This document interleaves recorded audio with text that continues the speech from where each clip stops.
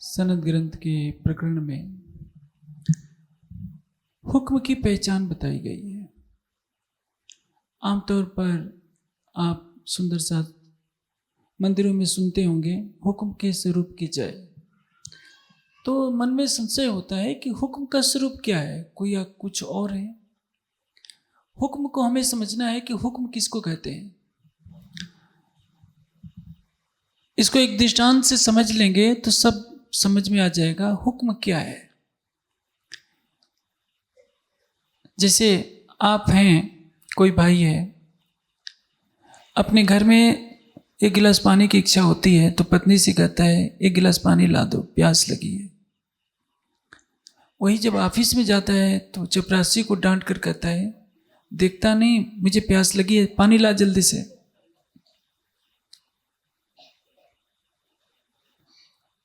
पानी एक ही व्यक्ति पी रहा है, लेकिन वो पत्नी से दूसरे शब्दों में कहता है और कर्मचारी से, अपने चपरासी से दूसरे शब्दों में कहता है।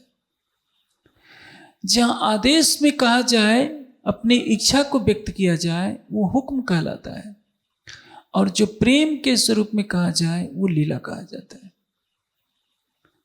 लीला या भाव तो यही कह सकते हैं। हके हुक्म किया वतन में सो उपजत अंग असल, जैसा उत वो देखत तैसा करत हैं हम। कहा जाता है कि परम धाम में हुक्म नहीं है। चौपाई क्या कह रही है? हके हुक्म किया वतन में सो उपजत अंग असल, जो राज्य दिल में लेते हैं उसी को इस सत्ता के ब्रह्मांड में हुक्म कहते हैं, आदेश कहते हैं। आदेश कहां से होता है? आदेश तो हृदय की भावना से होता है। हम माया के ब्रह्मांड में उसको हम हुक्म कह देते हैं, आदेश, मेरा ये आदेश है। आदेश की जहां लीला होती है वहां प्रेम की लीला नहीं होती है। लेकिन जब हम इस संसार में व्यक्त करते हैं तो कहते हैं कि राज्य का आदेश हुआ। और हुक्म का ऐसा शब्द है, हमारे लिए तो तकिया कलाम है, और हुक्म का अर्थ हम मनमाने तरीके से करते हैं।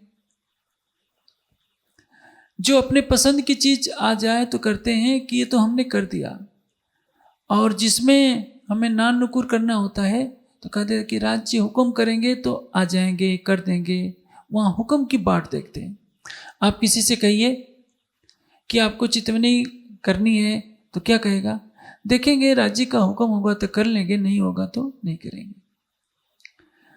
यहाँ हीरे मोतियों की वर्षा हो जाए और कहा जाए कि कौन लूटेगा आपको, राज्य का जब तक हुक्म ना आए तब आपको लेना नहीं है। कोई उस समय हुक्म की बात नहीं देखेगा, कहेगा कि इस समय लूट लो, हुक्म के से बाद बात करेंगे।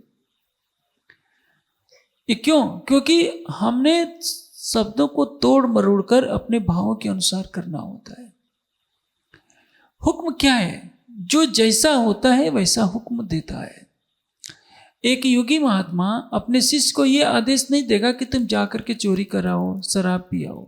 उसी तरह से राज्य का ऐसा कोई भी आदेश नहीं हो सकता, ऐसा कोई भी हुक्म नहीं हो सकता जो सत्य के नियमों के विपरीत हो। जैसे इस देश का राष्ट्रपति या प्रधानमंत्री एक गरीब बच्चे को गोली नहीं मरवा सकते। उनके पास शक्ति है, आदेश दे देंगे कि इसको गोली से मार दिया जाए, लेकिन सारा संसार क्या कहेगा कि राष्ट्रपति ने अत्याचार किया।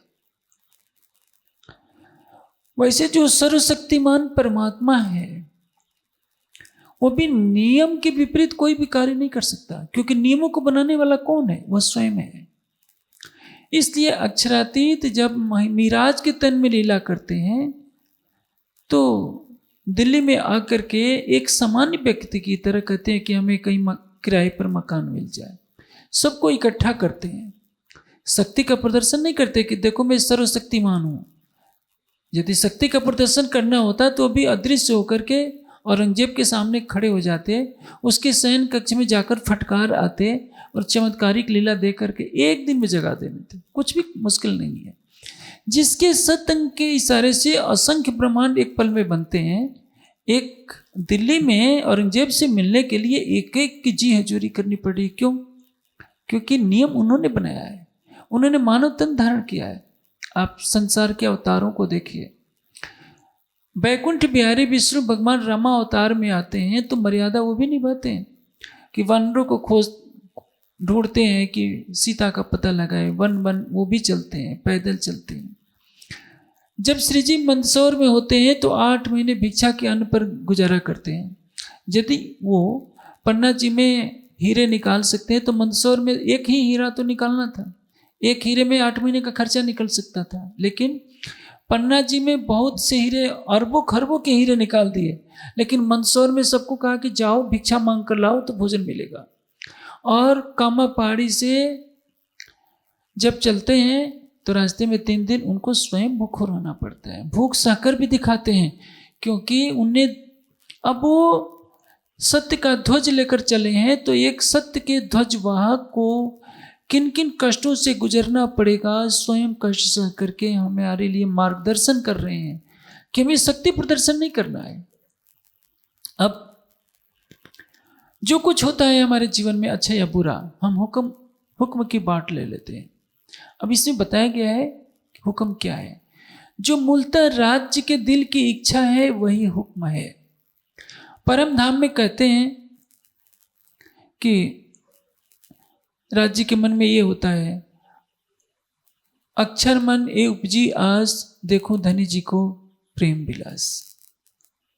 राज्य के दिल में पहले इच्छा होती है कि मेहर का दरिया दिल में लिया, तब रूहों के दिल में खेल देखने का ख्याल उपजा। सारे सुंदर साथ बैठे हैं, क्या राज्य से भी कोई ऊपर हो सकता है? मैं पूछूं कि राज्य से ऊपर कोई है तो आप कहेंगे कि कैसे, पागलपन का प्रश्न है।